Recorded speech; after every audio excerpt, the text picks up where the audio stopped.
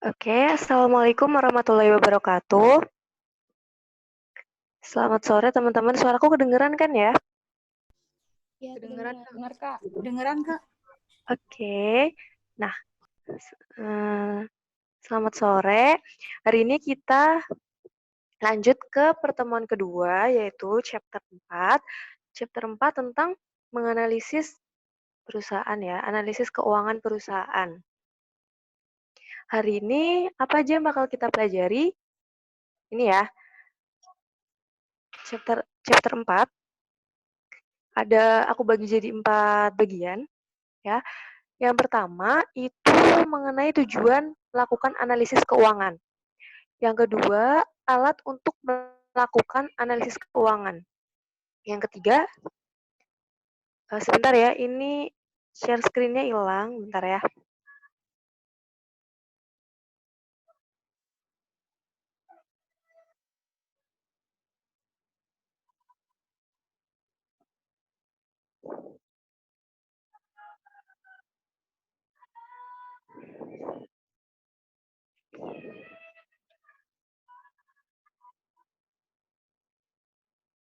Udah kelihatan lagi belum?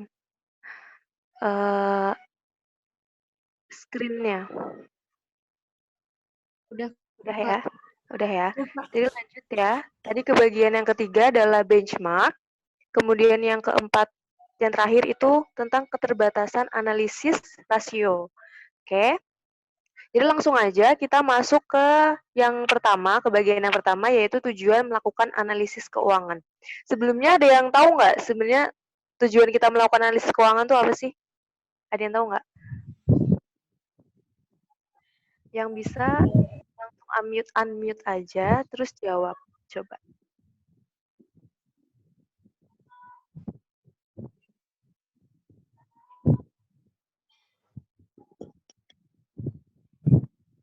Gimana? Ada yang tahu nggak tujuan melakukan analisis keuangan?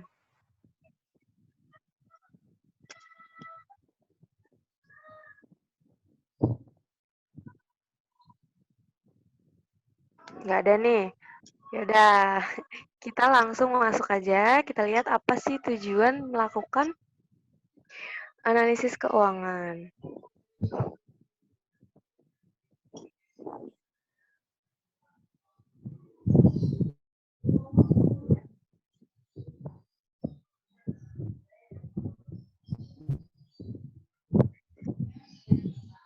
Tujuannya bisa dilihat di layar ya.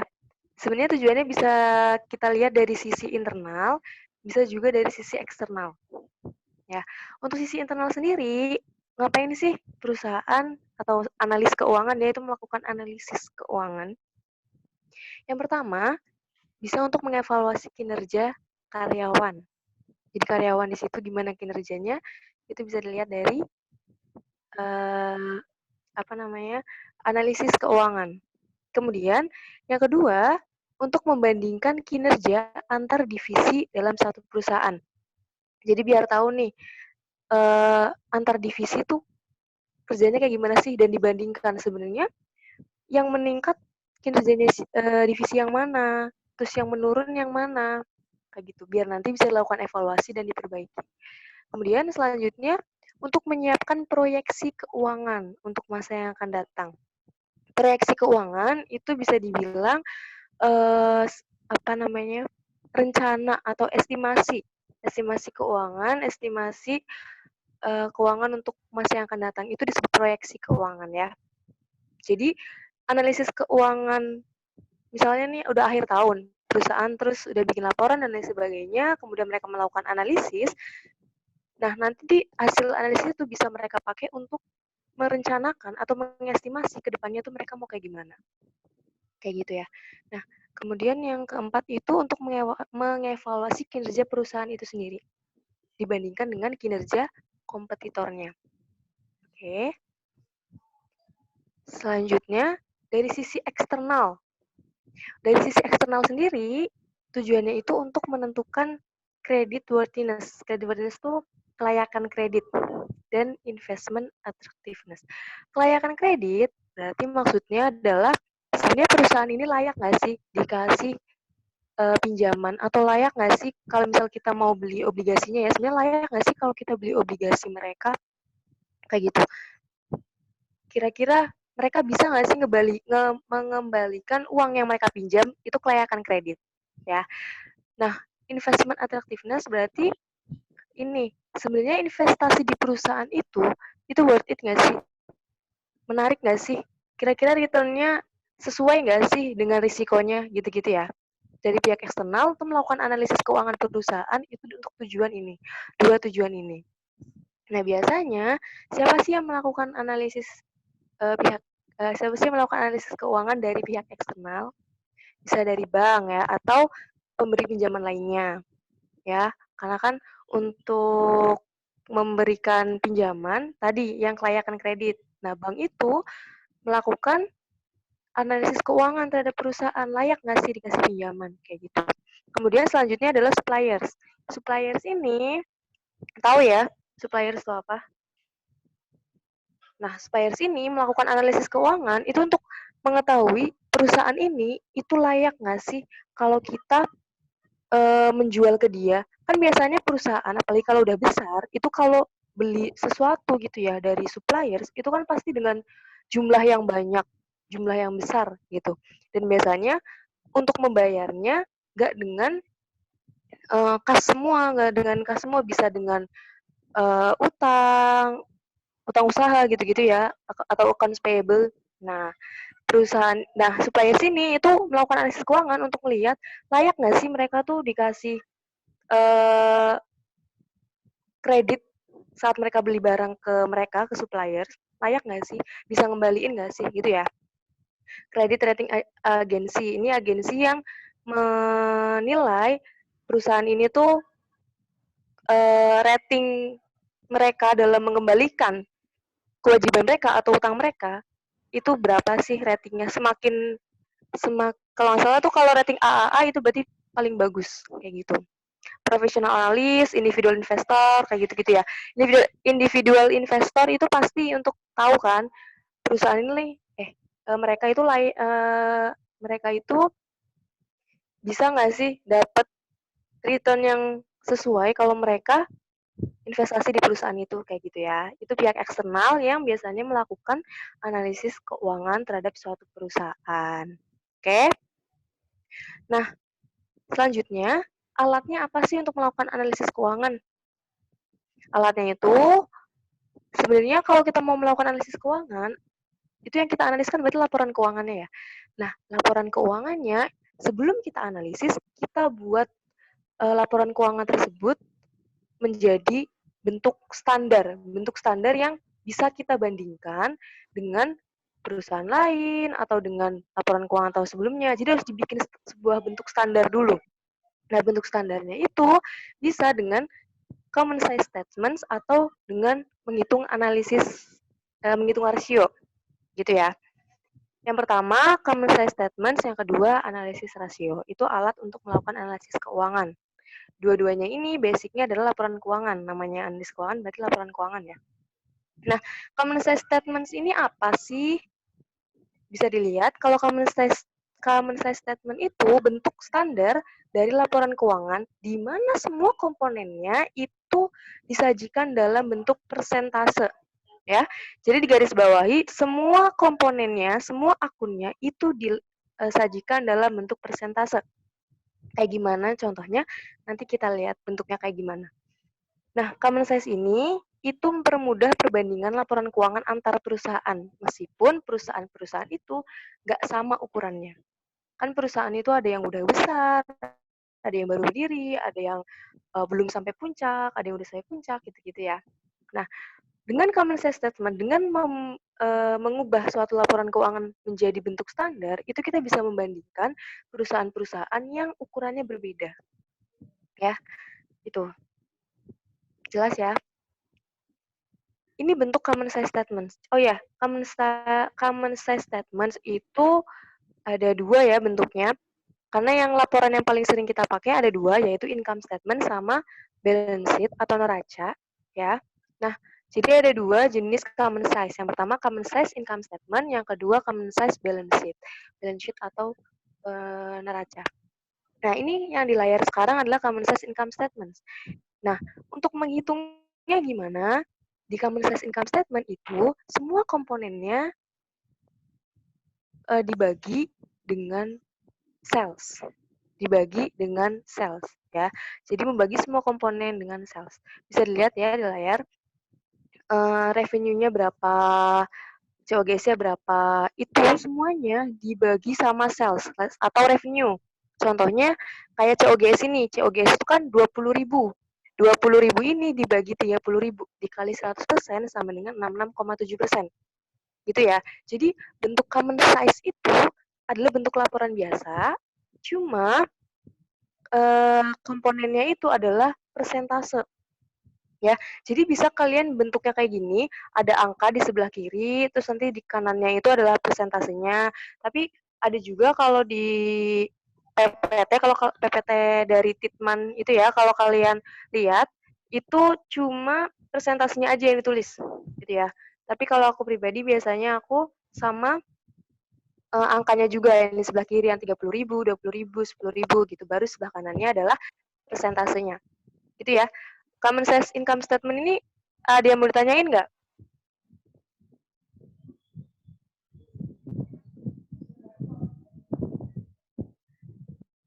Kak, Ya? itu kenapa membagi apa? Itu kan keterangannya membagi semua komponen laporan laba rugi dengan sales. Kenapa? Kenapa dengan sales? Karena kata kuncinya adalah tadi, saat kita melakukan analisis keuangan, yang mau kita lihat adalah kinerja. Ya, dan kinerja itu dilihat pertama kali adalah sales-nya. Makanya sales itu yang jadi patokannya. Gitu. Jadi bisa dilihat nih sebenarnya kayak gini nih contohnya. Sales-nya 30.000 nih. Nah, setelah sales sebelum jadi net income, itu kan harus kurangin dengan expense, dengan biaya-biaya gitu kan. Nah, ini harus dibandingin. Dari sales segini, itu COGS-nya berapa? Gede apa enggak? Kecil apa enggak? Mereka bisa menghemat biaya apa enggak? Gitu. Jadi bisa dibilang, revenue itu, sales itu adalah inti dari kinerja gitu. Ya, kalau perusahaan melakukan operasional sehari-hari itu kan pasti untuk memperoleh sales ya kan, memperoleh sales dulu sebelum nanti akan jadi net income kayak gitu. Paham ya?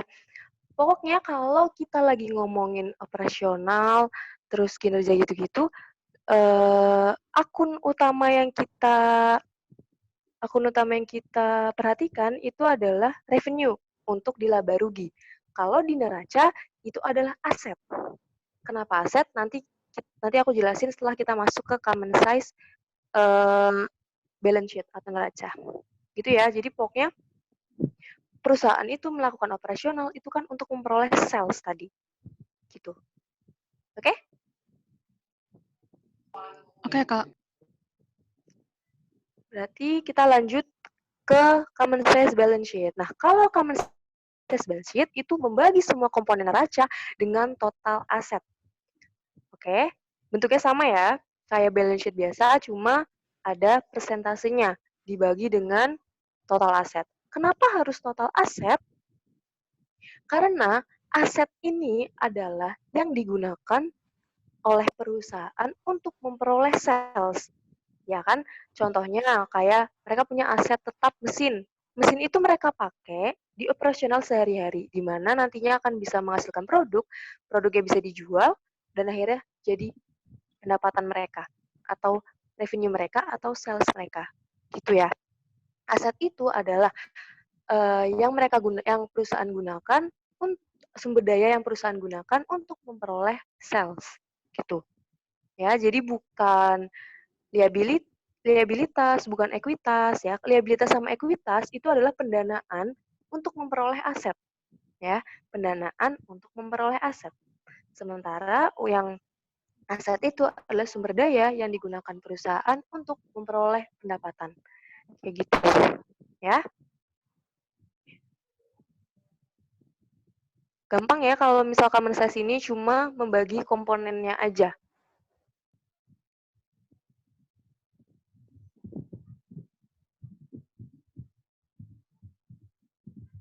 Ada yang mau ditanyain lagi sebelum masuk ke analisis rasio?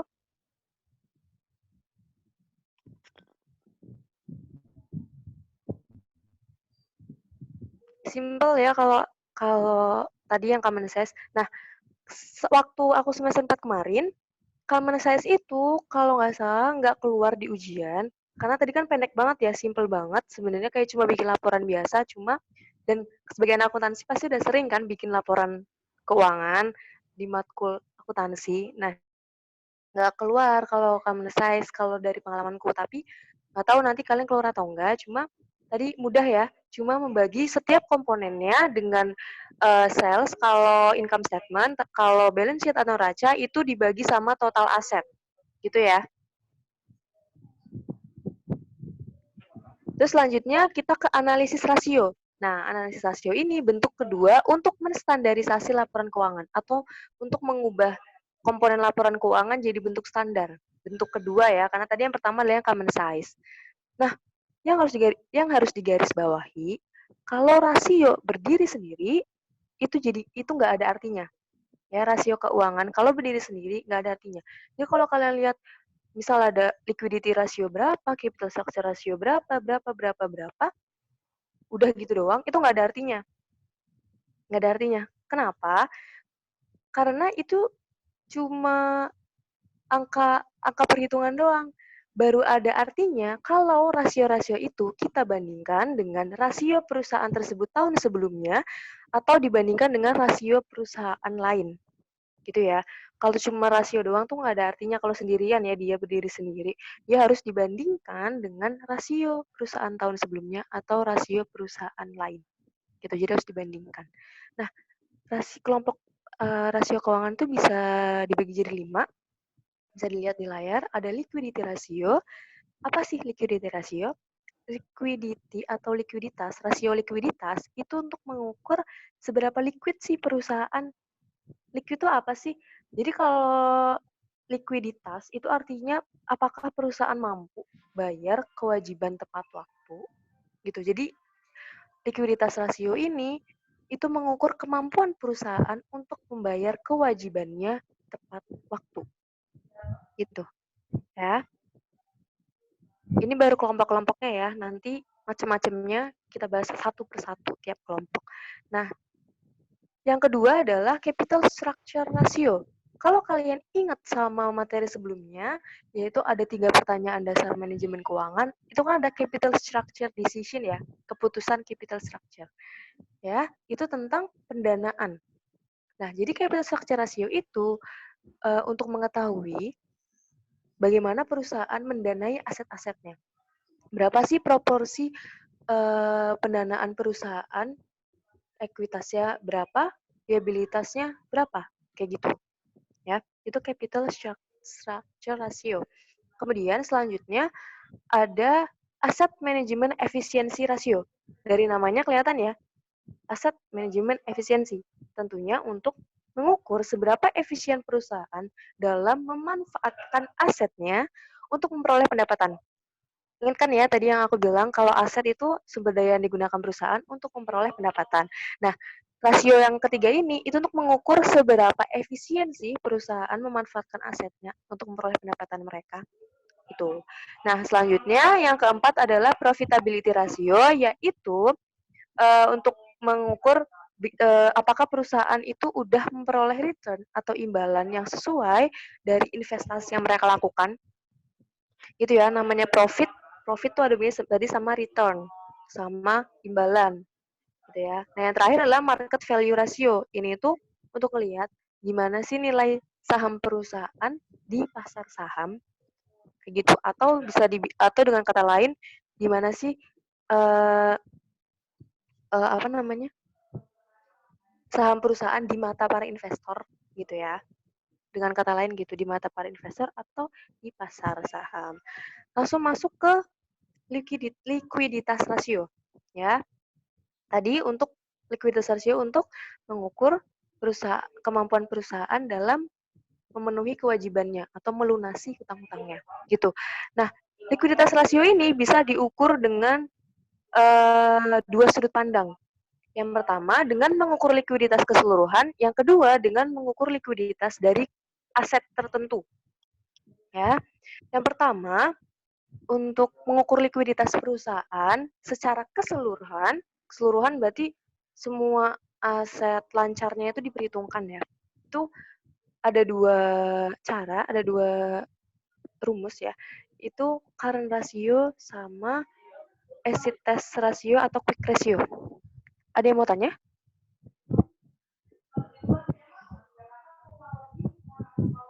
Enggak ya? Nah, kalau current ratio itu membandingkan aset lancar perusahaan dengan liabilitas lancar perusahaan. Jadi current asset dibagi current liability. Gitu ya. Nah, nanti ini kan nggak aku tulis nih di sini, nanti tolong dicatat ya. Jadi kalau current ratio ini, kalau nanti ada pembandingnya ya, yang lebih besar itu yang lebih baik ya. Jadi kalau nanti ada pembandingnya ya, karena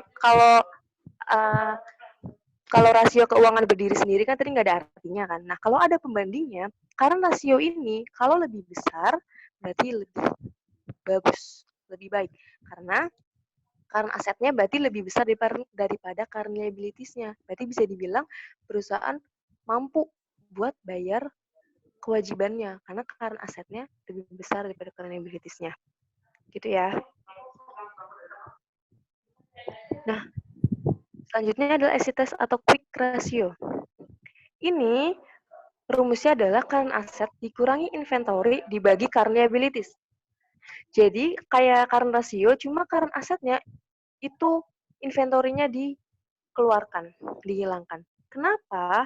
Karena ada yang berpendapat inventory itu kurang liquid, aset lancar yang kurang liquid. Oh ya, liquid itu apa sih? Liquid itu berarti asetnya itu mudah dikonversi menjadi kas. Mudah dikonversi menjadi kas. Ya, aset liquid itu berarti yang aset-aset lancar yang ada di kelompok aset lancar. Itu kan mudah dikonversi menjadi kas, menjadi uang tunai. Ya. Mudahnya itu kayak gimana sih? Cepatnya kayak gimana sih? Jadi ada yang bilang kalau liquid itu maksimal 3 bulan. Jadi aset liquid itu aset yang mudah dikonversi menjadi kas dan paling lama itu 3 bulan. Gitu. Jadi gitu. Cuma yang penting itu adalah yang cepat dikonversi jadi kas, yang mudah dikonversi jadi kas itu aset liquid. Nah, aset rasio ini sama kayak current ratio, kalau ada pembandingnya, yang lebih besar itu berarti yang lebih baik. Karena artinya current asetnya lebih besar daripada current liabilities-nya. Gitu ya. Jadi ini kan nggak aku tulis tuh di sini, jadi bisa ditambahin di catatan. Kalau current ratio sama quick ratio ini, kalau ada pembandingnya, kalau yang lebih besar itu yang lebih bagus.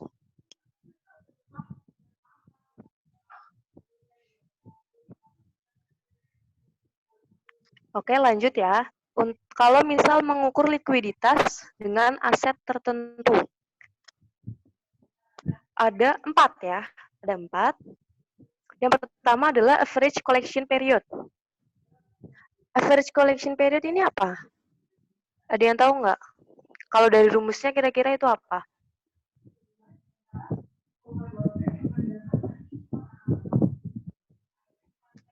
Ada yang bisa jawab?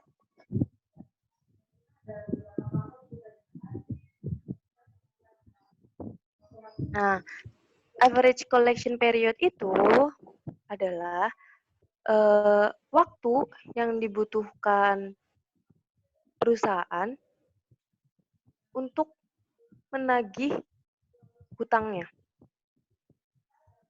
Bukan hutang, piutangnya. Jadi mengukur seberapa lama sih perusahaan berhasil menagih piutangnya, gitu. Ya, piutang berarti accounts receivable. Ya, jadi average collection period itu untuk mengukur berapa lama perusahaan mampu berhasil menagih piutangnya. Berhasil di sini berarti ini ya, si yang utang itu ngembaliin ke perusahaan. Jadi bukan cuma sekedar menagih, Kalau menagih doang kan belum tentu dibayar kan sama si yang utang. Nah, average collection period itu mengukur keberhasilannya perusahaan dalam menagih. Keberhasilannya si si pengutang itu mengembalikan utang ke perusahaan. Gitu. Nah, biasanya ukurannya itu adalah hari, gitu ya. Biasanya. Nah, rumusnya gimana bisa dilihat, itu adalah accounts receivable dibagi annual credit sales per 365 hari. Annual credit sales adalah sales atau pendapatan yang dihasilkan dari penjualan kredit. Gitu. Perusahaan kan kalau misal perusahaannya itu menjual barang gitu kan. Nah, mereka itu kan menjual barangnya belum tentu dalam tunai, bisa pakai account receivable, bisa pakai piutang. Nah, annual credit sales itu adalah sales yang pakai account receivable. Jadi nanti kalau di soal, kalian perhatikan informasinya. Misal ada keterangan sales berapa. Sales misal 1 juta. Dan dari 1 juta itu, berapa yang pakai kredit. Nah, itulah angka yang nanti dimasukin ke rumus ini. Jadi bukan sales secara keseluruhan, tapi yang kredit aja. Misal tadi 1 juta, terus di soal ada keterangannya yang menggunakan kredit adalah 60% dari sales. Ya, berarti 60% kali 1 juta itu adalah annual credit sales, atau berarti 600.000. Berarti nanti di rumus adalah 600.000 dibagi 365 hari. Gitu ya. Atau di sini kan ada tulisannya sama dengan account receivable per daily credit sales ya. Jadi annual credit sales per 365 hari itu namanya daily credit sales. Jadi kredit sales menggunakan kredit per harinya, hariannya berapa. Itu ya. Nah, sama kayak yang sebelumnya, ACP ini enggak sama ding. ACP ini kalau makin besar, kalau makin banyak hasilnya nanti itu justru kurang baik artinya. Ya. Kalau tadi kan yang sebelumnya kan kalau makin besar makin bagus. Nah, kalau average collection period, kalau dia makin besar itu makin kurang bagus. Kenapa? Karena ini kan mengukur waktu yang dibutuhkan perusahaan untuk berhasil menagih piutangnya. Kalau makin banyak harinya, berarti perusahaan makin lama dalam menagih piutangnya. Gitu. Jadi kan kalau angkanya makin gede berarti makin lama. Kalau makin kecil berarti makin sebentar. Nah, yang sebentar itu adalah yang lebih bagus. Itu artinya perusahaan cepat dalam itu berarti perusahaan cepat menagih piutangnya, gitu ya. Jadi beda-beda nih tiap rasionya, yang lebih bagus tuh yang mana, yang lebih besar atau lebih kecil. Jadi dicatat ya. Nah, selanjutnya adalah account receivable turnover ratio. Ya. Ini apa sih account receivable turnover ratio? Ini tuh rasio yang mengukur perputaran piutang perusahaan. Ya, perputaran piutang perusahaan. Perputaran tuh apa sih? Perputaran berarti kayak gini nih. Perusahaan menjual barang ya, menggunakan piutang. Berarti perusahaan mencatat piutang kan? Nah, terus piutang itu nanti berhasil ditagih. Berhasil ditagih, akhirnya jadi kas. Nah, itu berarti satu putaran. Jadi dari perusahaan memberikan kredit ke pembeli, terus nanti pembeli bayar, akhirnya jadi kas, itu berarti satu putaran. Gitu ya. Berarti ini tuh ngukur berapa banyak perputaran account receivable perusahaan dalam 1 tahun. Ini account receivable turnover. Sekarang aku mau nanya, kalau perputaran account receivable ini, yang lebih bagus yang mana? Yang lebih banyak, apa yang lebih sedikit? Lebih banyak. Lebih banyak. Lebih banyak, Kak. Ya, berarti lebih banyak. Berarti kan lebih banyak kan ya muternya, lebih banyak mereka piutang mereka tuh jadi kasnya tuh lebih banyak gitu muter. Jadi gitu ya. Kalau account receivable turnover ratio, kalau ada pembandingnya yang lebih besar itu yang lebih bagus, yang lebih banyak itu berarti yang lebih bagus. Selanjutnya ada inventory turnover. Ini sama aja kayak account receivable turnover, pengertiannya ya perputaran inventory. Jadi dari perusahaan membeli inventory atau memproduksi inventory ini, terus akhirnya dijual dan jadi kas lagi gitu. Itu berarti perputaran. Ini sama aja kayak appreciable turnover ratio. Kalau makin besar berarti makin baik. Berarti perputarannya makin banyak. Itu berarti inventory mereka tuh cepet banget menghasilkan kasnya. Gitu. Ya, itu untuk inventory turnover ratio. Nah, selanjutnya adalah days sales in inventory. Yang keempat ini jarang banget dipakai. Jarang banget. Tapi nggak apa-apa ya, tetap dipelajari. Ini rumusnya cukup 365 dibagi sama inventory turnover ratio. Inventory turnover ratio itu yang rumus yang di atasnya ya. Jadi cukup 365 dibagi inventory turnover ratio. Ya. Nah, kalau day sales in inventory ini artinya adalah seberapa lama perusahaan menyimpan inventory-nya. Seberapa lama dalam setahun ini ya perusahaan itu rata-rata mereka nyimpen inventory-nya tuh berapa lama? Gitu. Ya, kalau kita ngomongin berapa lama, kalau makin besar berarti makin kurang bagus. Jadi day sales inventory ini kayak average collection period ya. Dia makin besar berarti makin kurang bagus. Karena artinya kalau day sales inventory, kalau makin besar berarti makin lama inventory perusahaan itu nganggur di gudang. Nggak terjual-jual gitu. Kayak gitu. Oke. Jadi yang tentang likuiditas rasio selesai ya. Ada yang mau ditanya dulu sebelum masuk capital structure ratio? Nanti kita setengah jam terakhir buat latihan soal ya. Karena nggak ada pertanyaan, berarti kita lanjut ke capital structure ratio. Tadi untuk mengukur gimana sih perusahaan dalam mendanai asetnya. Ya. Itu ada dua, debt ratio sama times interest earned ratio. Debt ratio sesuai namanya, itu untuk mengukur seberapa banyak proporsi aset yang didanai oleh liabilitas atau hutang. Ya, seberapa banyak proporsi aset perusahaan yang didanai oleh liabilitas. Rumusnya total liabilitas dibagi total aset. Gitu ya.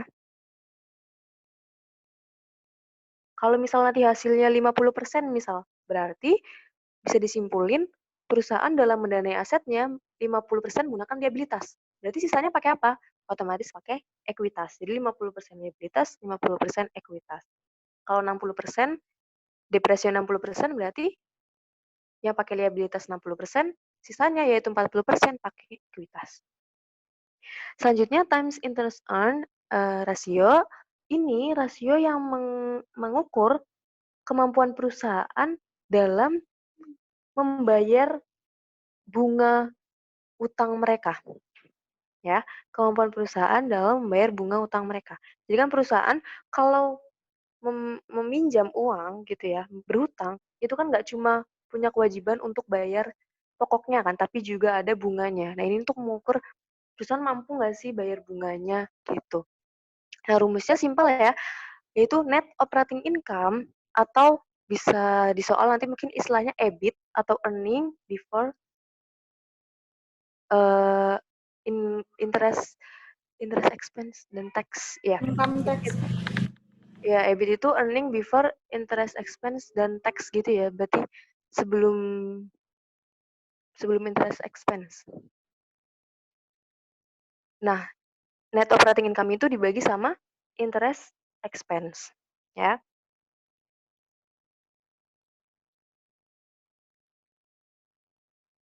Oh ya, tadi aku belum ngasih tahu ya, yang tadi depresio, kalau makin besar makin bagus apa enggak? Nah, itu nggak bisa kita simpulkan langsung ya, karena bisa aja belum tentu perusahaan yang depresionya 70%, itu artinya 70% aset mereka dibiayai liabilitas, itu belum tentu lebih jelek daripada perusahaan yang depresionya 50%. Belum tentu. Itu perlu dilihat rasio-rasio lainnya juga gitu. Bisa aja mereka 70% tapi dalam membayar kewajibannya mereka tuh emang mampu dan lancar gitu. Sementara yang 50% bisa aja nggak lancar dalam membayar hutangnya. Itu ya, jadi debt ratio itu kita nggak bisa menentukan ini jelek atau enggak kalau kita nggak melihat rasio-rasio lainnya, gitu ya. Nah, kalau times interest earn ratio, kalau lebih besar, itu berarti lebih bagus. Karena itu artinya net operating income mereka, income yang dihasilkan oleh perusahaan, itu bisa menutup interest expense mereka, gitu. Oke? Jadi kalau debt ratio itu tadi nggak bisa kita simpulkan kalau nggak ada rasio lainnya. Kalau times interest earn ratio, itu makin gede makin bagus. Nah, biasanya di soal bisa aja keluar debt to equity ratio, Nah, kalau di buku itu nggak dijelasin, nggak ada. Cuma kalau dari namanya itu kelihatan ya, debt to equity. Berarti total liabilitas dibagi total ekuitas, gitu ya. Debt to equity ratio, gitu ya. Kadang-kadang itu bisa aja yang dipakai tuh yang itu, tapi di buku tuh nggak ada. Cuma kadang kalau misal kalian lupa atau nggak tahu rumusnya, kalian lihat dari nama rasionya ya. Kayak tadi debt to equity ratio berarti ya debt dibagi equity, kayak gitu. Kalau kalian lupa sama rumusnya, kalian bisa lihat dari namanya. Oke?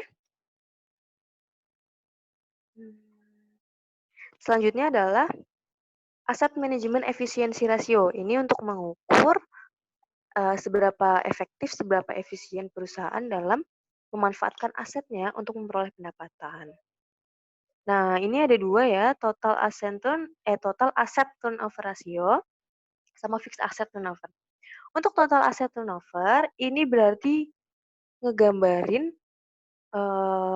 dari sales yang dihasilkan perusahaan itu bukan, gimana ya kalimatnya?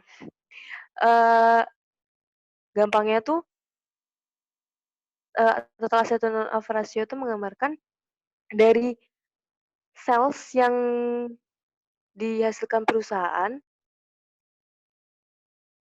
itu bukan, kalimatnya susah nih. Ini tuh maksudnya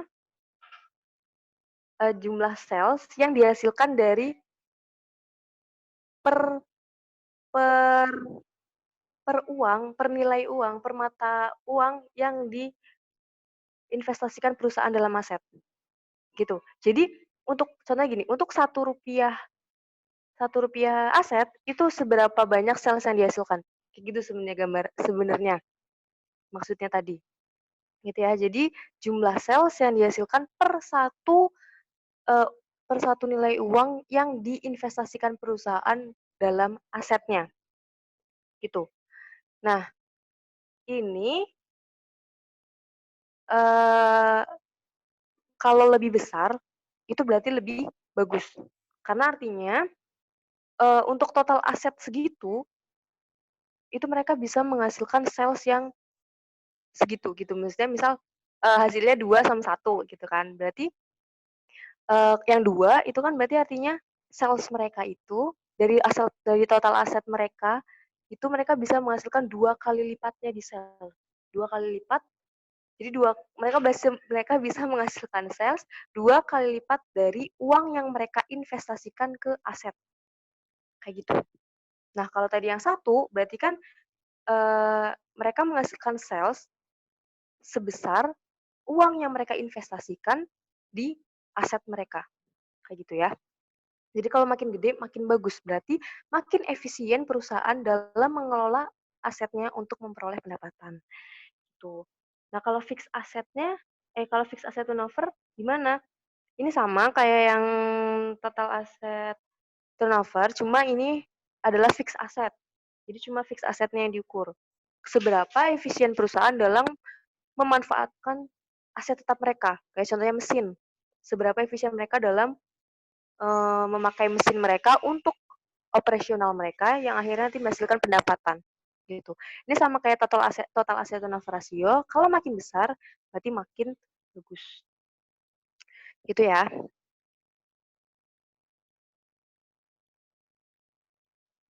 Oke, lanjut ke profitabilitas. Rasio profitabilitas. Ini itu tadi untuk mengukur apakah perusahaan udah menghasilkan return yang sesuai untuk investasi mereka. Nah, ada dua hal penting yang menentukan profitabilitas perusahaan, ya. Yang menentukan profitabilitas perusahaan ada dua hal yang penting, yang paling penting. Yang pertama, cost control atau pengendalian biaya. Ya, jadi seberapa baik perusahaan dalam mengontrol biaya-biaya yang terjadi dalam operasional mereka. Gitu. Kemudian yang kedua adalah efficiency of asset utilization. Berarti seberapa efektif pemanfaatan aset perusahaan dalam memperoleh pendapatan atau sales. Ya, jadi profitabilitas perusahaan itu ditentukan oleh dua hal penting ini. Gimana mereka mengendalikan biaya dan gimana mereka memanfaatkan aset mereka. Ya. Karena kalau misal biaya mereka berhasil mereka tekan, berarti profit mereka makin gede kan. Begitu juga dengan pemanfaatan asetnya. Kalau mereka makin efisien dalam memanfaatkan aset, nantinya sales mereka akan tinggi dan income mereka atau profit mereka jadi lebih tinggi juga. Gitu. Nah, untuk cost control atau pengendalian biaya itu bisa tergambarkan di 3 rasio ini. Ada gross profit margin, operating profit margin, sama net profit margin. Itu cost control. Ya. Yang pertama, sesuai namanya ya. Ini kalau rumus yang ini gampang dihafalin karena sesuai namanya. Kalau gross profit margin berarti gross profit dibagi sama sales. Ya. Ini tuh untuk ngegambarin gimana sih perusahaan berhasil menekan biaya. Kalau gross profit itu kan apa? Berarti revenue dibagi COGS kan? Dikurangi COGS. Nah, ini tuh berarti ngegambarin gimana kemampuan perusahaan dalam mengontrol COGS mereka. Ya. Kalau makin besar, berarti makin bagus. Karena artinya gross profit mereka makin besar. Gitu. Ya. Jadi kalau misal gross profit perusahaan A nih, itu adalah 60%, gross profit perusahaan B adalah 50%. Berarti yang perusahaan A ini lebih baik. Kenapa? Mereka dari 100% sales, gross profit-nya adalah 60%-nya. Berarti COGS-nya adalah 40%-nya. Sementara perusahaan B itu gross profit-nya 50% dari sales, nah, COGS-nya juga 50% dari sales. Berarti bisa dibilang perusahaan A dalam menekan COGS-nya, dalam mengontrol COGS-nya itu lebih baik. Gitu ya. Jadi makin besar, makin baik. Yang OPM itu juga sama. Dari rumusnya juga kelihatan ya, kalau operating profit berarti yang dipakai adalah net operating profit atau net operating income.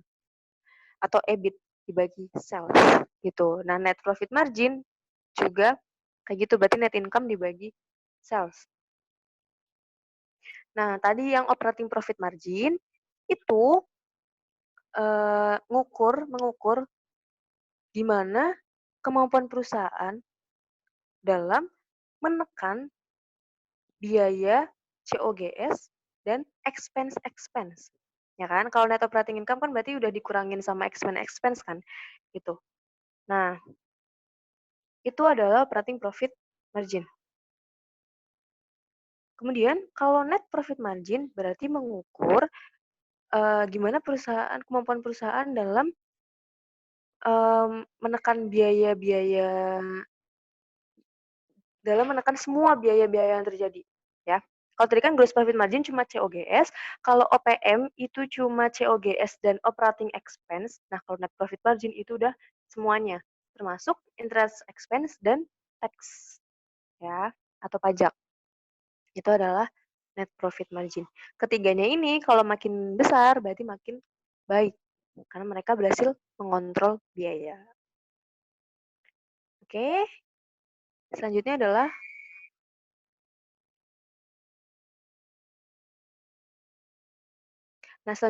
OROA atau operating return on asset. Nah, ini tuh kalau tadi kan yang 3 rasio pertama itu kan tentang cost control. Nah, yang operating return on asset ini itu rasio yang mengukur imbalan atau return yang dihasilkan dari modal yang diinvestasikan perusahaan pada asetnya. Dan apakah penggunaannya itu udah efisien, penggunaan asetnya. Ya, rumusnya tuh cuma net operating income dibagi total aset. Ya. Tapi yang bawahnya itu ya kalau kalian perhatikan sebenarnya OROA ini itu terdiri dari dua komponen, yaitu cost control dan asset utilization. Balik lagi ya, tadi ke dua hal penting kan ya, ada cost control sama asset utilization. Nah, OROA ini terdiri dari dua komponen itu. Cost controlnya itu adalah OPM. Cost controlnya OPM. Kenapa OPM ya? Namanya juga operating, berarti yang dipakai adalah operating profit. Kemudian asset utilization-nya itu kan tergambar di total asset turnover ratio. Ya, jadi OROA itu sama aja OPM dikali total asset turnover. Ya.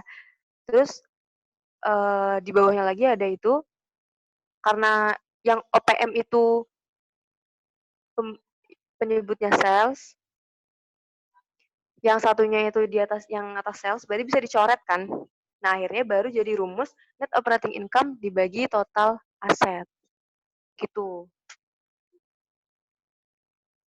Ya, jadi OROA itu tadi ngegambarin return yang dihasilkan oleh perusahaan dari modal yang mereka investasikan pada aset. Ya, dan OROA ini terdiri dari dua komponen, yaitu cost control dan asset utilization, pengendalian biaya dan pemanfaatan aset perusahaan. Ini OROA, operating return on asset. Nah, ada apa lagi di profitability ratio? Nah, ini yang terakhir itu ada yang paling sering keluar, paling sering keluar sih yang ini, itulah ROE.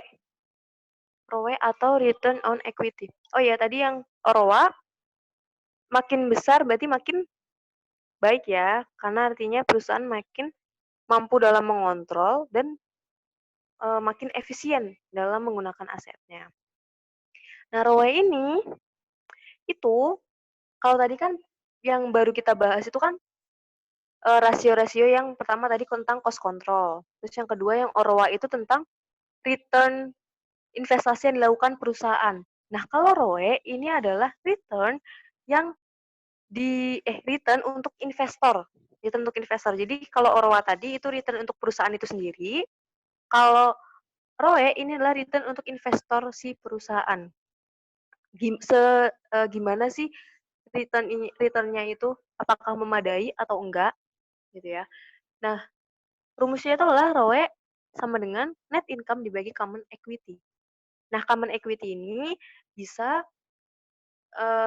kalian lihat di laporan nantinya ya, kalau nanti pasti disediakan laporan, itu keseluruhan equity ya maksudnya, jadi net income dibagi keseluruhan equity, gitu. ROE ini sama, kalau makin besar berarti makin baik. Kalau ada pembandingnya, kalau makin besar berarti makin baik. Kenapa? Itu artinya net income perusahaan itu makin bisa makin memadai untuk para investor mereka, gitu, ya. Itu ROE. Nah, ROE itu selain pakai rumus yang atas, yang net income dibagi ekuitas, itu bisa pakai DuPont method. DuPont method. Biasanya sih yang paling sering dipakai itulah yang DuPont method ini. Nah, DuPont method ini itu ROE itu, katanya si DuPont method, ROE itu ditentukan oleh 3 komponen, yaitu profitabilitas, efisiensi, sama equity multiplier. Ya. Nah, profitabilitasnya itu adalah net profit margin, efisiensinya adalah total asset turnover. Nah, equity multiplier itu 1/1 min dep ratio. Apa sih equity multiplier itu? Equity multiplier itu adalah efek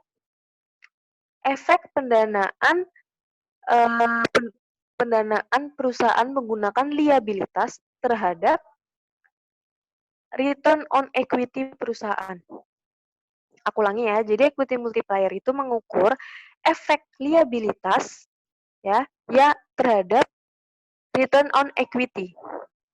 Kalau equity multiplier-nya makin besar, itu artinya perusahaan memakai lebih banyak liabilitas dalam pendanaannya, ya kan? Kalau makin besar liabilitasnya, berarti kan depresionya makin besar kan? Nah, jadi 1/1 min depresio, kalau depresionya lebih besar, nanti equity multiplier-nya akan jadi lebih besar. Ya.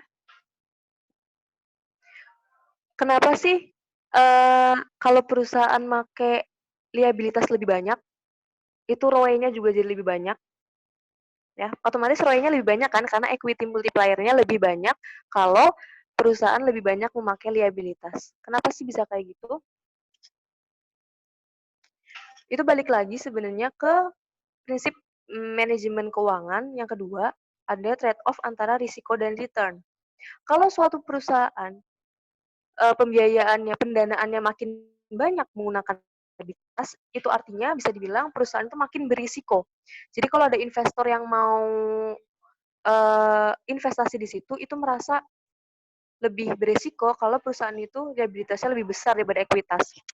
Makanya perusahaan investor akan mengharapkan return yang lebih banyak. Makanya ROE-nya lebih banyak gitu. Itu sebabnya kenapa saat liabilitas rasionya makin banyak, equity multiplier-nya makin banyak, terus ROE-nya jadi makin banyak. Bukan makin banyak sih, makin besar ya. Gitu ya. Jadi ROE itu bisa dicari pakai dua cara. Yang tadi yang simple net income dibagi common equity, terus selanjutnya adalah pakai DuPont method. Yang paling sering keluar adalah DuPont method. Ya.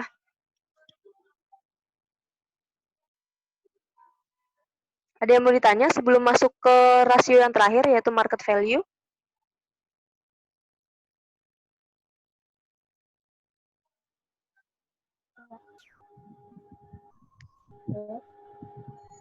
Sebentar, ini ada yang tanya lewat chat ya. Kak, tadi kan dibilang kalau ROE buat menghitung return untuk para pemegang saham biasa. Tapi kenapa dibagi total equity? Ya, jadi kalau ROE ini kenapa dibagi sama total equity, bukan cuma common equity atau ekuitas biasa? Soalnya ROE ini bisa dibilang apa ya? Ngegambarin dari net income mereka itu seberapa banyak di dividen yang bisa dibagikan untuk per satu investor. Nah, investornya itu nggak cuma pemegang saham biasa, ada pemegang saham preferen juga kan. Jadi semuanya, ya.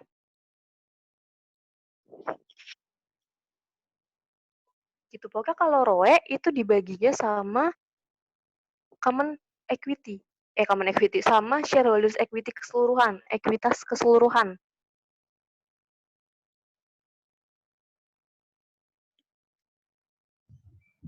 Kak, Jadi nggak cuma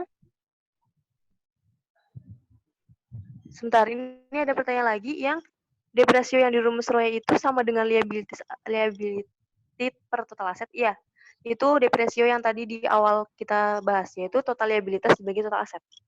Oke, tadi siapa yang mau tanya lagi? Kak, tapi itu di PPT kok dibagi common equity itu maksudnya gimana? Common equity, ini aku pakai rumus sesuai sama yang di buku ya, common equity. Tapi kalau kalian baca detailnya, tapi detailnya tuh kayaknya ini di buku deh, di PPT tuh nggak ada. Itu ekuitas yang dipakai adalah keseluruhan. Kalau yang dipakai cuma ekuitas pemegang saham biasa, itu pakai rumusnya nanti bukan return on equity, tapi return on common equity. Kalau ROE itu dibaginya sama ekuitas keseluruhan. Soalnya kayak gini nih, kayak gini. Kita kan udah belajar ya kemarin, sempat menyinggung sedikit, kalau pemegang saham biasa itu sama dengan pemilik perusahaan. Ya, kepemilikan perusahaan itu bisa dilihat tergambar di ekuitas. Nah, saat seorang investor memegang, saat seorang investor membeli saham biasa di suatu perusahaan, itu dia bukan cuma jadi pemilik ekuitas, common ekuitas doang, tapi mereka juga jadi pemilik semua ekuitas. Gitu ya. Jadi meskipun investor, seorang pemegang saham biasa itu membeli saham biasa doang, tapi kita tahu konsepnya pemegang saham biasa adalah pemilik perusahaan atau pemilik keseluruhan ekuitas. Jadi keseluruhan ekuitas, bukan cuma apa namanya, saham biasa doang, gitu ya. Jadi mereka juga memiliki common stock, terus mereka juga memiliki retained earnings dan lain sebagainya. Karena pemegang saham biasa adalah pemilik perusahaan, jadi mereka nggak terbatas cuma memiliki common stock doang, tapi mereka juga memiliki keseluruhan ekuitas perusahaan. Gitu ya.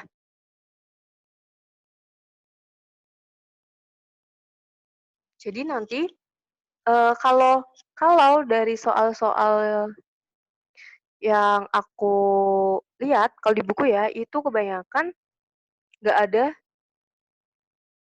saham preferennya. Jadi cuma ada common stock atau saham biasa sama retained earnings. Tapi kalaupun nanti ada saham preferen di soal, itu di total semua. Pokoknya total ekuitas keseluruhan. Itu yang dimasukin ke return on equity. Ya.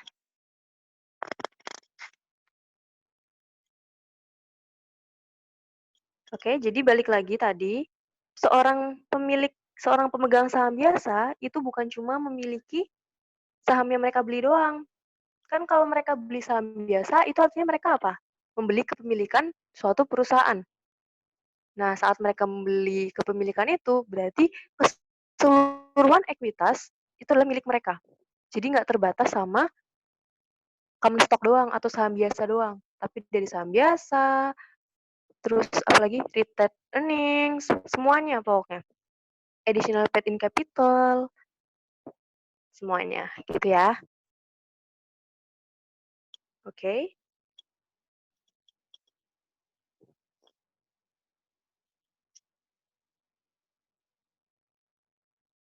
Dan yang paling sering keluar adalah DuPont method. Jadi jangan sampai lupa yang DuPont method. Dia emang kelihatannya panjang, tapi lama-lama kan gampang kok nanti ngerjainnya. Nanti kita lihat yang soal. Oke, kalau nggak ada pertanyaan lagi, kita masuk ke yang terakhir adalah market value ratio. Ini kan tadi untuk menggambarkan gimana sih saham perusahaan di mata para investor atau gimana sih nilai saham perusahaan di pasar saham. Ini ada dua, yaitu PER atau Price Earning Ratio. Price Earning Ratio itu rumusnya market price per lembar saham dibagi earning per lembar saham. Earning per share itu didapat dari mana? Earning per share itu dapat dari net income dibagi sama jumlah lembar saham yang beredar. Itu earning per share. Nah, price earning ratio ini artinya apa sih? Artinya itu PER ini menggambarkan untuk setiap satu earning perusahaan, investor tuh rela bayar berapa sih? Kayak gitu, itu adalah PER. Untuk setiap satu earning atau satu income yang dihasilkan oleh perusahaan, investor tuh rela bayar berapa sih? Makanya yang di atas adalah market price. Market price berarti harga pasar, harga yang dibayarkan oleh investor. Gitu. Ya. Terus ada market to book ratio. Nah, ini market price per share.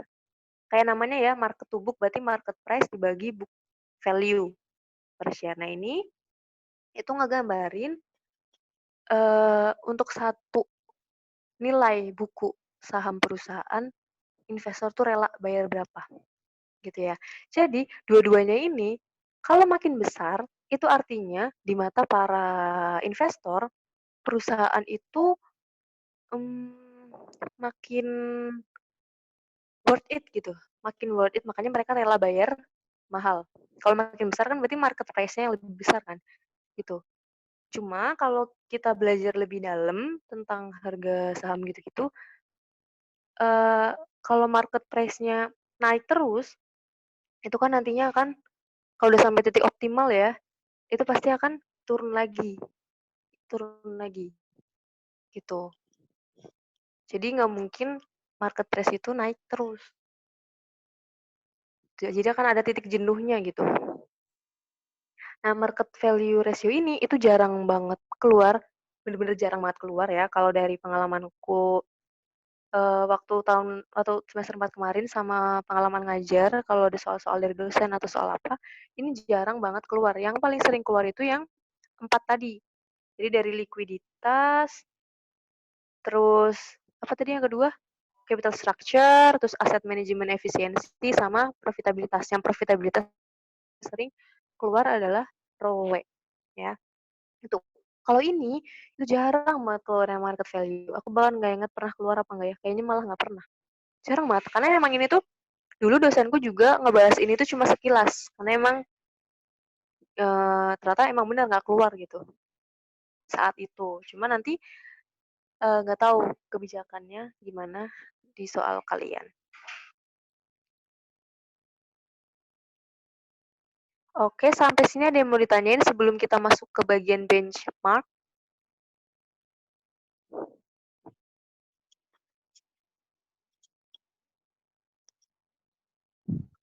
Kak, Gampang ya? Indonesia, ya? yang tadi yang book value per share itu maksudnya gimana? Maksudnya apa? Book value per share berarti Ya, book value ekuitas. Gimana? Gambarannya tuh kayak apa? Apanya? Book value per share-nya atau market to book ratio-nya? Yang book value-nya. Oh, book value-nya. Kalau book value berarti nilai buku. Berarti nilai yang tercatat di buku perusahaan. Nah, ini kalau kalian lihat laporan keuangan ya, nilai shareholders equity atau ekuitas itu adalah book value. Ya. Yang tertera di laporan keuangan adalah book value. Nah, book value itu, ekuitas itu dibagi sama total lembar saham yang beredar. Itu adalah book value per share. Gitu ya. Kalau namanya book value itu adalah nilai yang tertera di laporan keuangan. Kalau market price itu kan nggak tertera kan laporan keuangan. Market price itu ya adanya di pasar. Saat kita jual beli itu akan terupdate di pasar. Nah, kalau book value itu adalah yang tertera di laporan keuangan. Misal ekuitas laporan keuangan 1 juta. Nah, 1 juta itu adalah book value-nya. Gitu. Gimana?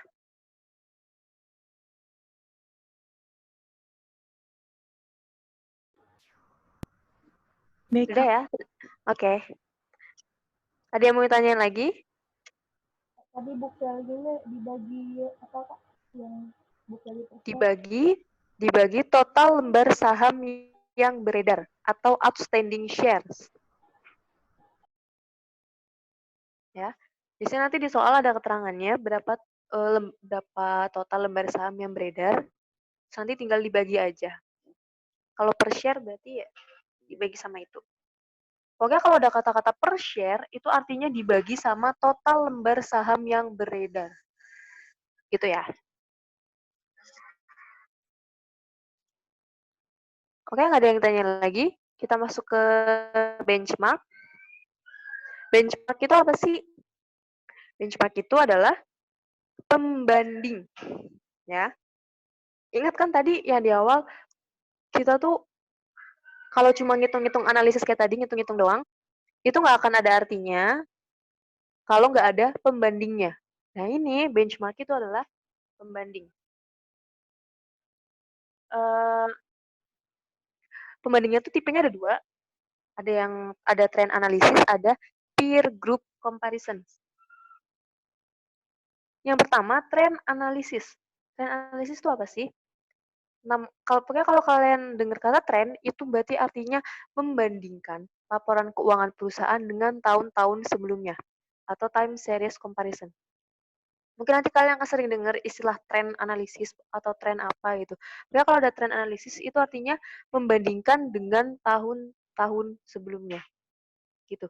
Jadi membandingkan laporan keuangan perusahaan dengan laporan keuangan tahun-tahun sebelumnya.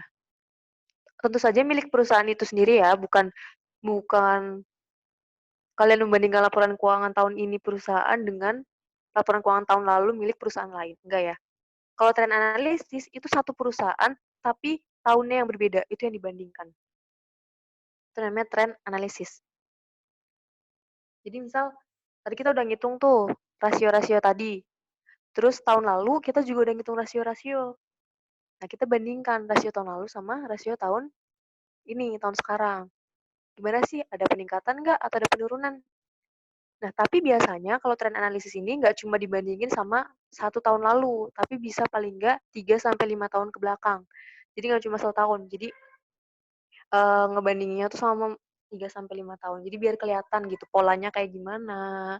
Terus selama 3-5 tahun itu gimana kinerja perusahaan, apakah meningkat atau justru malah menurun, dan kira-kira penyebabnya apa, dan apa yang harus mereka lakukan untuk memperbaiki atau meningkatkan dan lain sebagainya.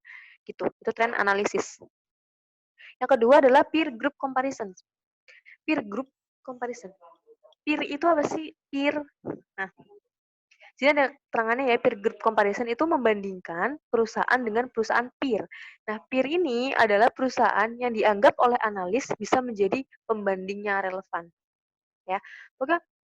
Kalau kalian dengar kata peer, itu berarti artinya suatu, kalau perusahaan peer ya, perusahaan peer berarti suatu perusahaan yang bisa dibilang setara gitu sama kita, itu peer. Nah, biasanya peer groups atau peer firms, perusahaan peer itu biasanya perusahaan-perusahaan dalam satu industri. Ya. Jadi kalau peer group comparison, kesimpulannya adalah membandingkan perusahaan dengan perusahaan-perusahaan lain yang satu industri. Yang satu industri. Misal di industri apa sih, jasa konstruksi, ya dibandinginnya sama perusahaan-perusahaan dalam industri jasa konstruksi gitu-gitu. Oke, itu adalah 2 tipe benchmark. Bisa dengan trend analysis, bisa dengan peer group comparison atau dibandingkan dengan perusahaan-perusahaan lain yang dalam satu industri. Nah, biasanya yang peer group comparisons ini itu bukan dibandingin sama satu perusahaan doang. Maksudnya perusahaan A ini jasa konstruksi, terus dibandingin sama B yang sama-sama jasa konstruksi dalam satu industri gitu kan. Nggak cuma kayak gitu doang, nggak cuma dibandingin sama satu perusahaan, tapi dibandingnya sama rata-rata perusahaan dalam satu industri. Gitu. Jadi peer groups, makanya namanya groups ya. Jadi nggak cuma dibandingin sama satu perusahaan, tapi sama rata-rata perusahaan-perusahaan dalam satu industri. Nah, rata-ratanya dari mana? Biasanya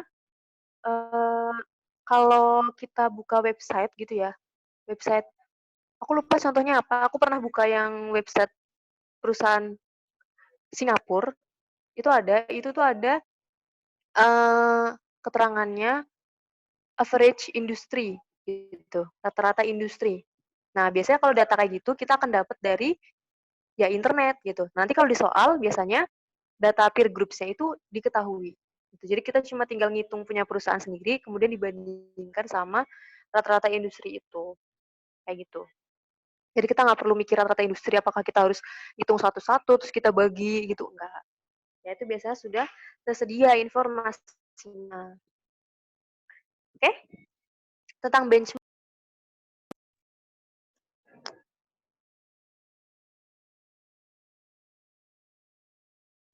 Oke, kalau nggak ada, kita ke yang terakhir nih, yaitu keterbatasan analisis rasio atau kekurangan analisis rasio. Oke, jadi analisis rasio itu punya kekurangan. Apa tuh kekurangannya? Yang pertama bisa kalian lihat, memilih industri untuk benchmark terkadang itu sulit. Loh, kok bisa sih? Kenapa coba kira-kira?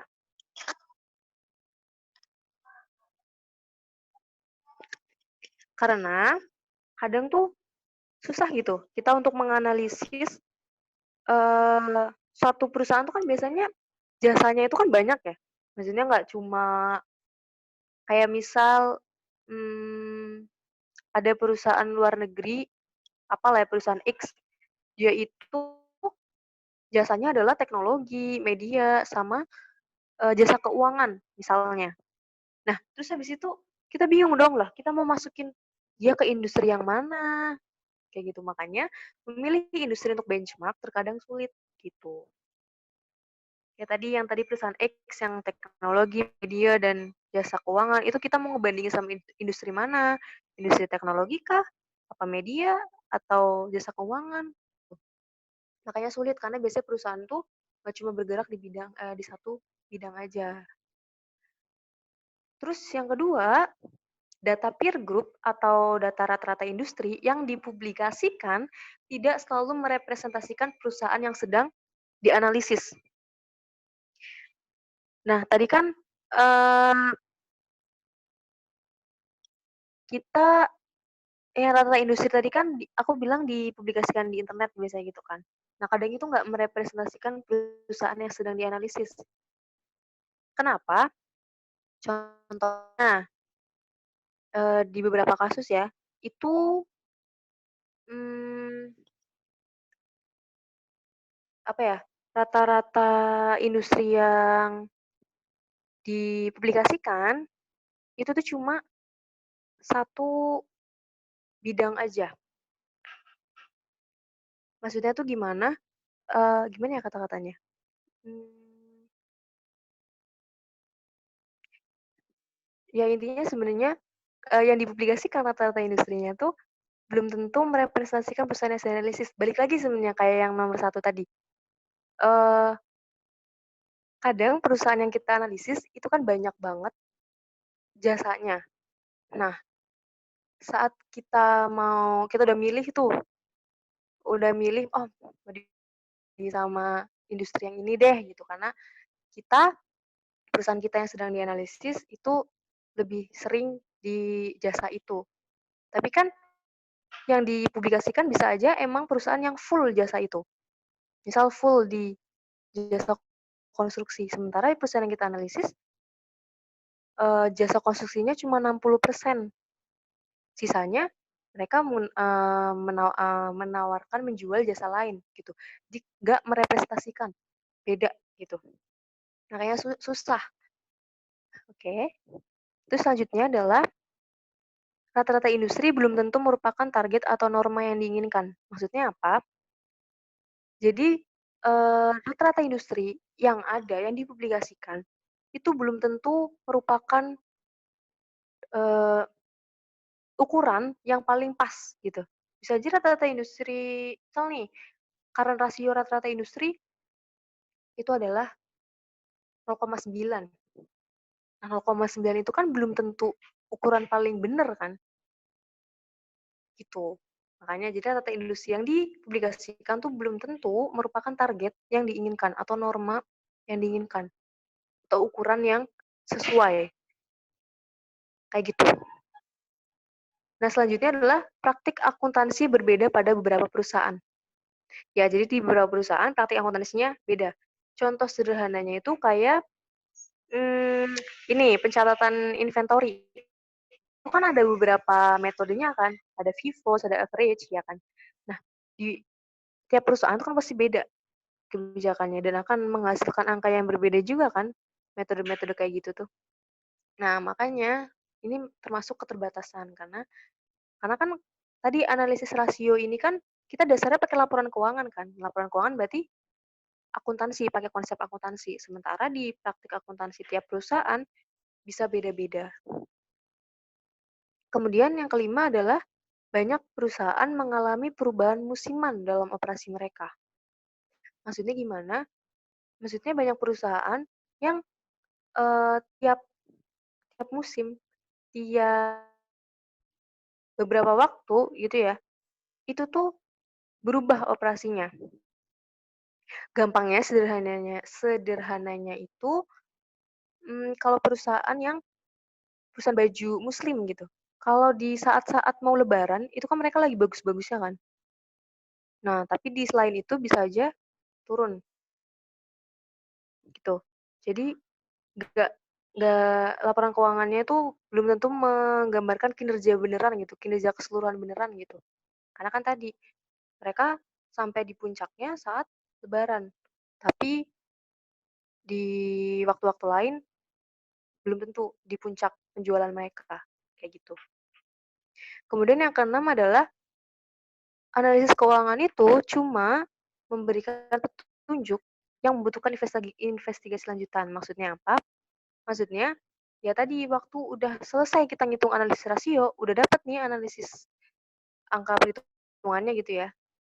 Tapi kan itu sebenarnya masih harus kita periksa lagi, masih harus diinvestigasi lagi rasio itu. Jadi nggak cuma angka doang sudah kita bikin kesimpulan. Enggak, itu harus diinvestigasi.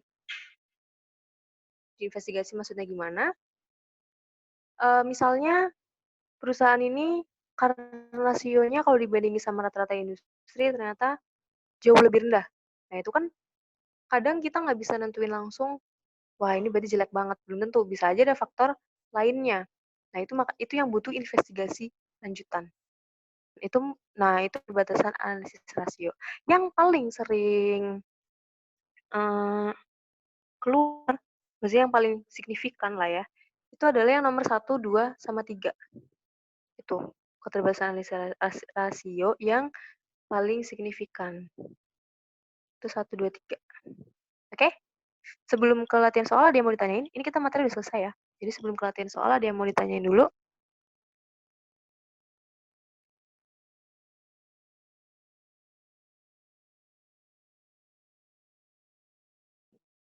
Latihan soalnya hitung-hitungan ya. Sebentar ya. Kalau misalnya ada yang mau tanyain nggak? Kalau nggak ada nih aku buka soalnya.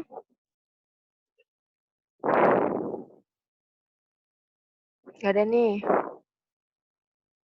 Gampang ya. Oh ya, kalau untuk chapter ini, yang paling sering keluar adalah tadi perhitungan analisis rasio 1, 2, 3, 4 ya. Nomor 1, 2, 3, 4.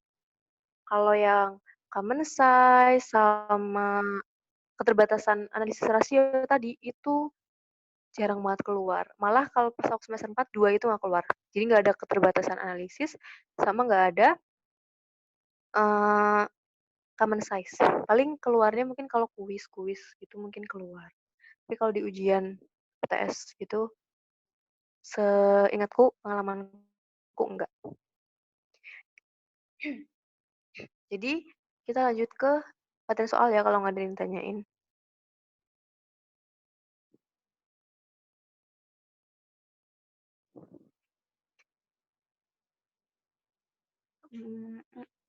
Ini sebenarnya soalnya maksudnya soalnya panjang ke bawah gitu ya. Ini bisa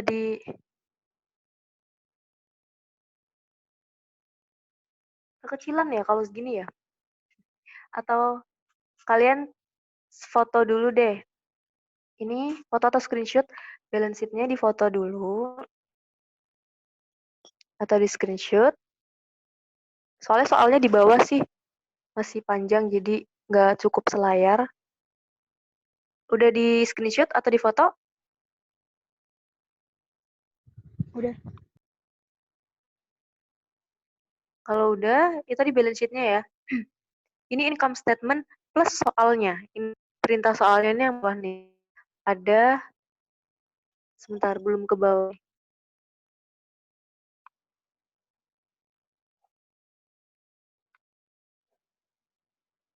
Ini ya, ini income statement sama soalnya. Jadi perintah soalnya adalah untuk menghitung current ratio, TIE atau times interest earned, inventory turnover, total asset turnover, operating profit margin, operating return on assets, debt ratio, sama average collection period. 8 ya, 8 soal. Ini kira-kira 15 menit bisa ya. Nanti sisanya buat pembahasan. Oke, semua datanya bisa didapat dari tadi yang balance sheet sama income statement. Berarti nanti jam 5 5.38 ya. 15 menit berarti 5.40 deh. 5.40 kita bahas.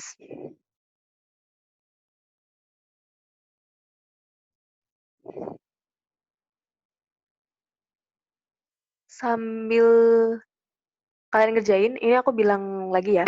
Ini aku bilang maksudnya bukan lagi. Bilang kalau di soal ujian itu rasio-rasio ini keluarnya di esai.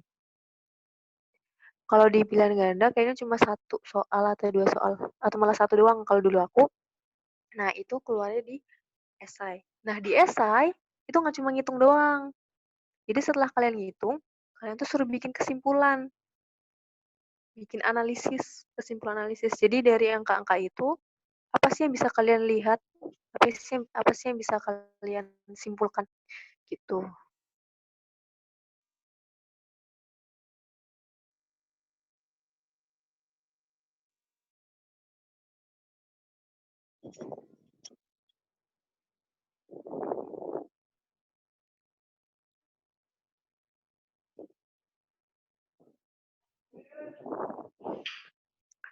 Nanti setelah kita selesai bahas ini, nanti aku coba uh, bacain contoh analisisnya kayak gimana ya.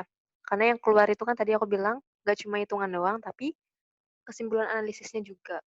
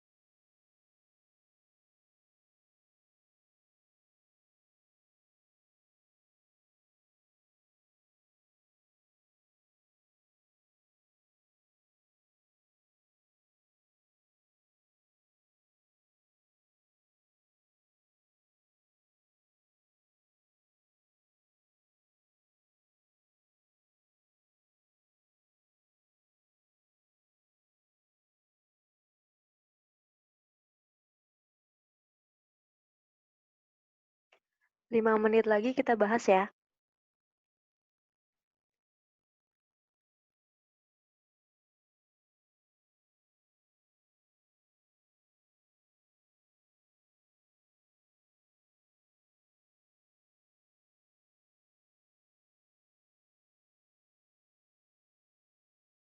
Ada yang udah selesai? Kalau ada yang udah boleh unmute terus sebutin aja jawabannya.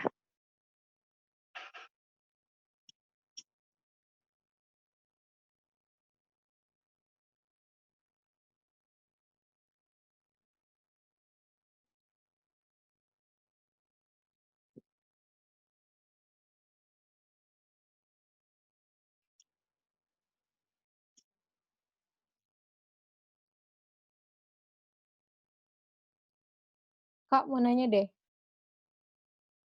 Oh Kan ya? ini kan rumusnya banyak banget nih. Terus nanti ujian, kita harus ngafalin gitu. Iya, mau nggak mau harus ngapalin. Kalau chapter ini harus ngapalin.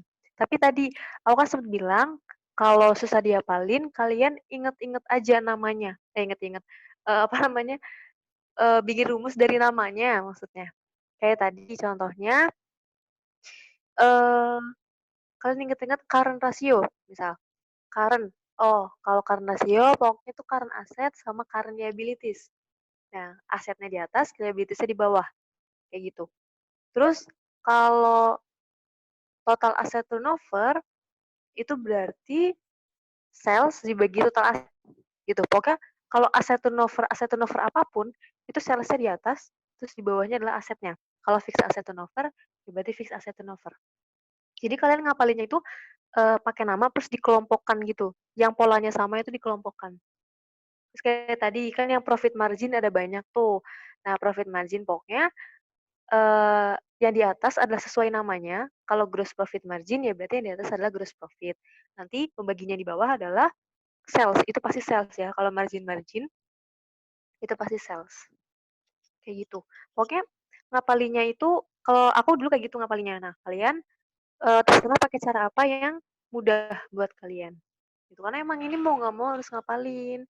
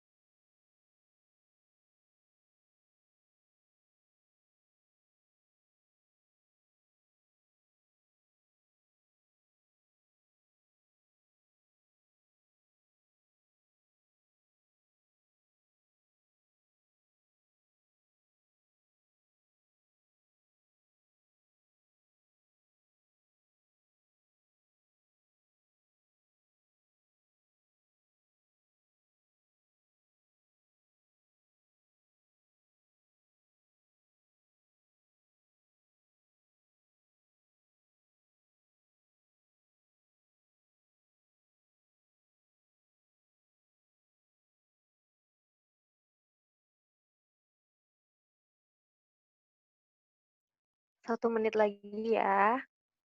Ini aku buka dulu pembahasannya.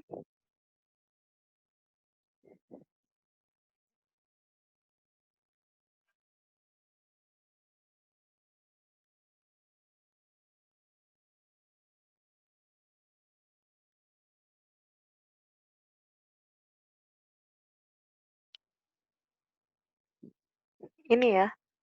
Ini jawabannya. Gimana?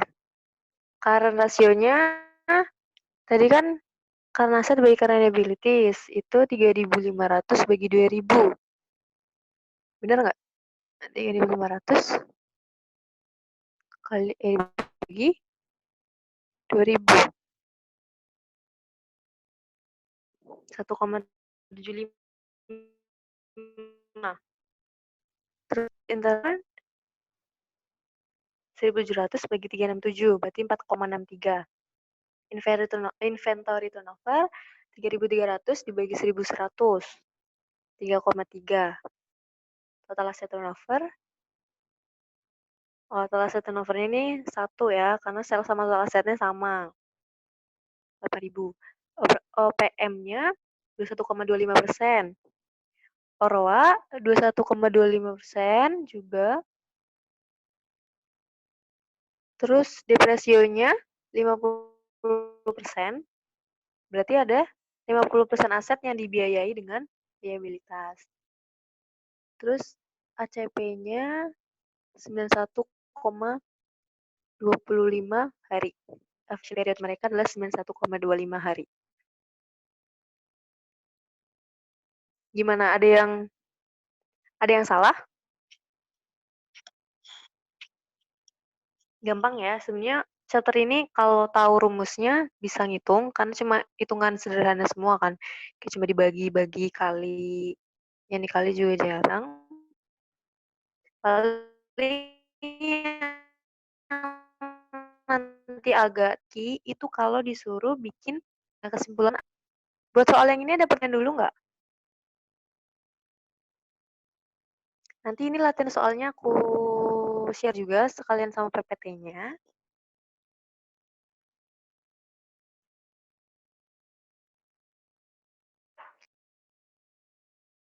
Lagi pada sholat ya. Ini udah azan sih kalau di sini.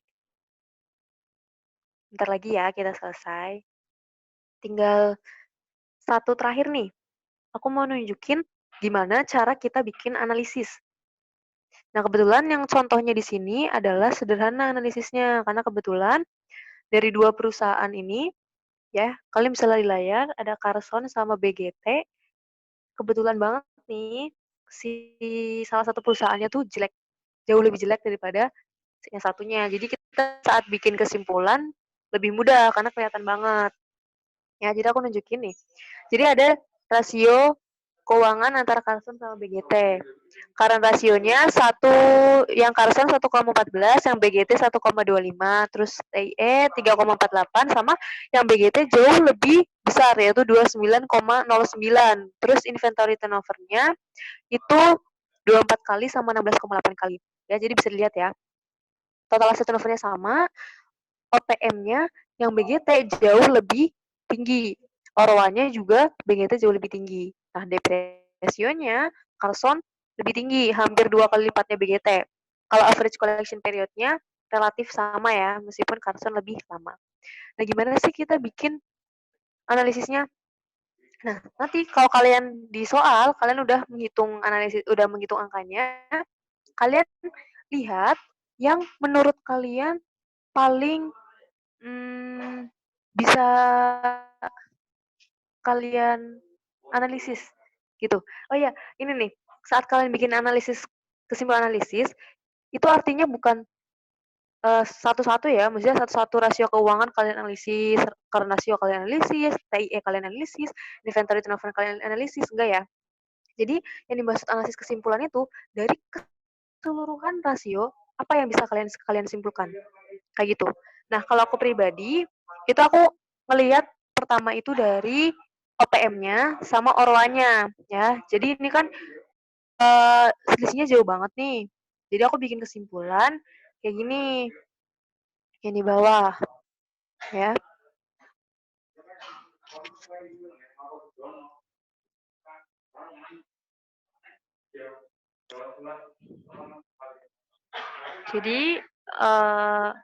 Jadi bisa dilihat ya di layar.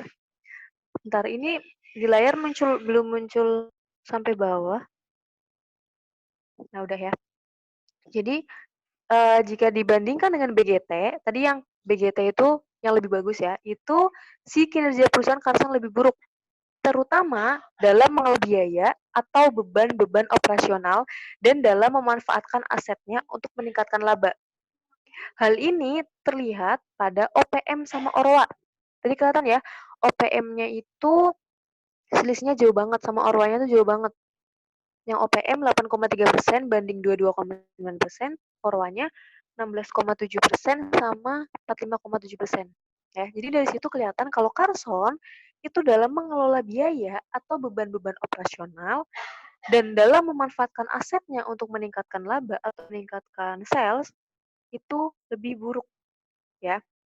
Jadi sebelum kalian bisa menganalisis kayak gini, kalian harus tahu dulu tadi yang aku jelasin per rasionya ini tuh menggambarkan apa, menggambarkan apa, menggambarkan apa gitu. Kalau tadi kan yang OPM itu kan berarti menggambarkan cost control, pengendalian biaya yang berkaitan dengan COGS dan operating expense atau kita bisa langsung sebut aja beban-beban operasional.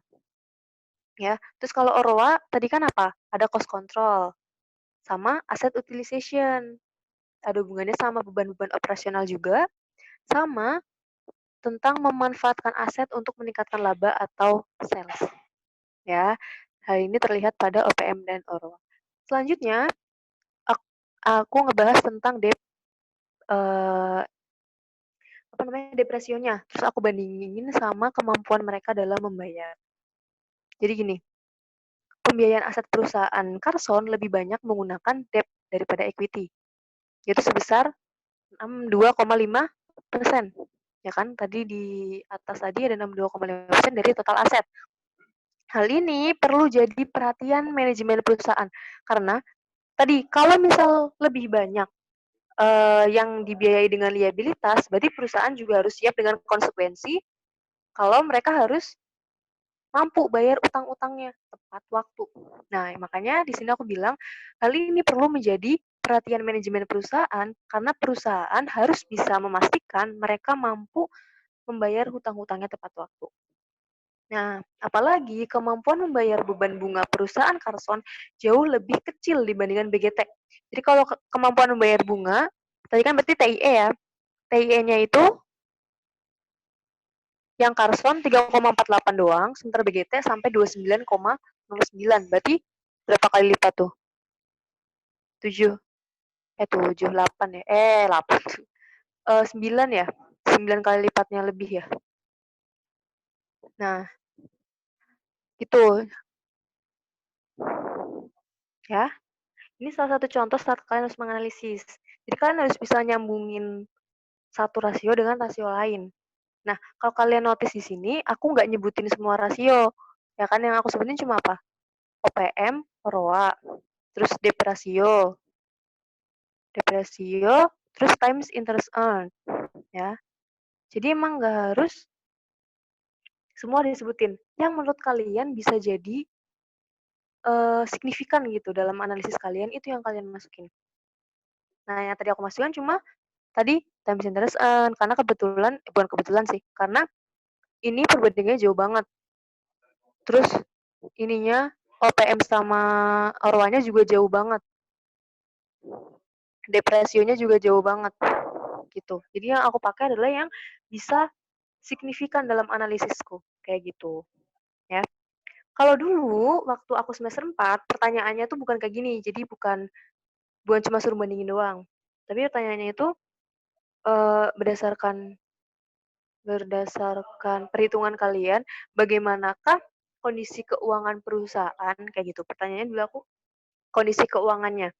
Kalau namanya kondisi kan berarti dilihat ya, ini kesulitan keuangan atau enggak, dan lain sebagainya, kayak gitu. Jadi bisa disesuaikan sama pertanyaannya. Kayak gitu ya, ini contohnya.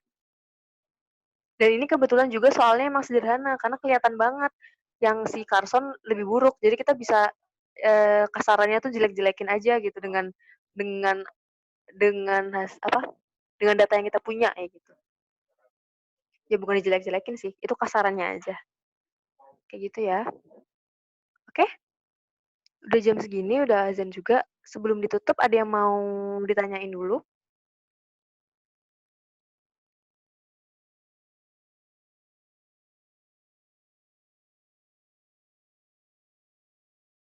Pada sholat ya. Yaudah, karena nggak ada pertanyaan,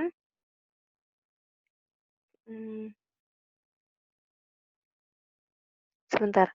Kayak biasa, kalau misal kalian mau nanya, bisa ke line ya.